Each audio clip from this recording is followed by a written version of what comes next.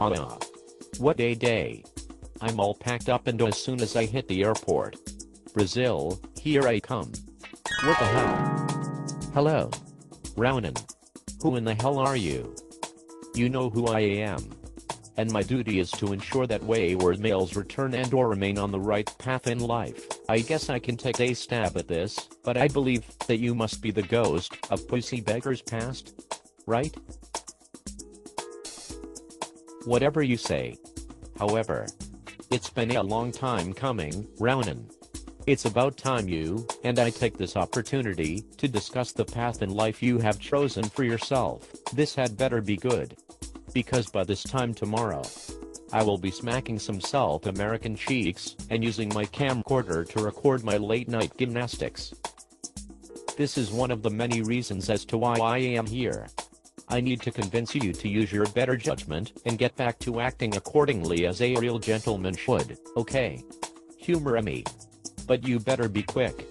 Because you are seriously burning up my bullshit minutes, alright. First things first. Let's talk about your attitude. What about my attitude? What about, okay. Let's review. The foul language? The apparent lack of tact? The sarcasm? This aura of indifference? For starters, these are actions that are very unbecoming of a gentleman. Ronin. You are exhibiting the traits of some pseudo-alpha male. Whoa.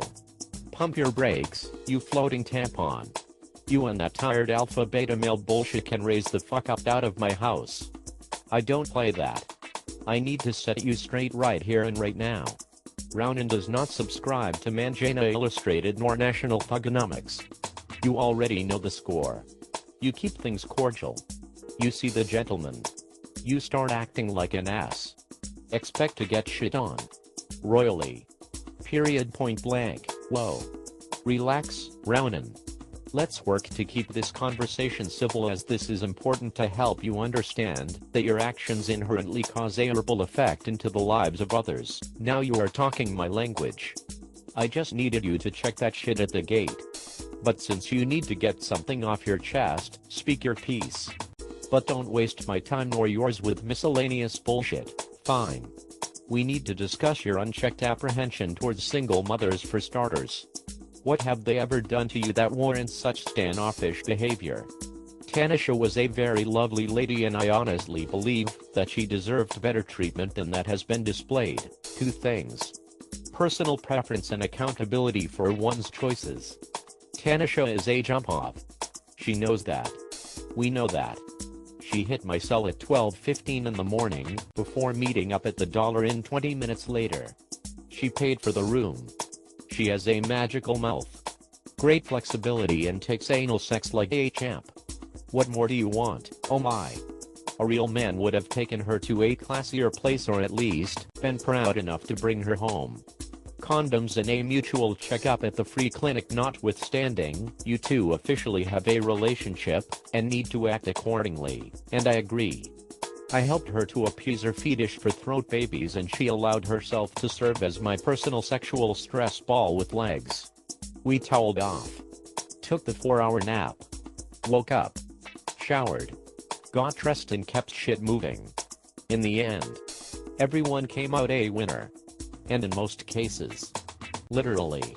After being informed about her being a single mother sometime after giving her a DNA smoothie, I made the choice to sever all ties with her. For I have the option to not assume responsibility for her, any of her womb turds nor the 3 different sperm donors she chose beforehand. She made the choice to tell me at the last minute about her current situation as I cordially explained my position against her actions. When bullshit is present, I vote with my feet. Oh my god. You are incorrigible.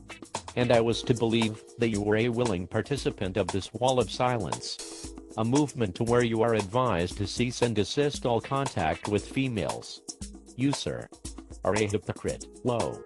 Turn the estrogen levels down several notches as I get to the point. Sure. The wall remains up to repel the miscellaneous bullshit that is running rampant daily. However, the assorted noises you hear on the other side does not discount the notion that I am working and doing things that pertain to myself and other like-minded peers as well. The wall itself is a figure of speech meaning a personal stance against abhorrent behavior. However, a man nor woman cannot live by bread nor flaky knuckles alone.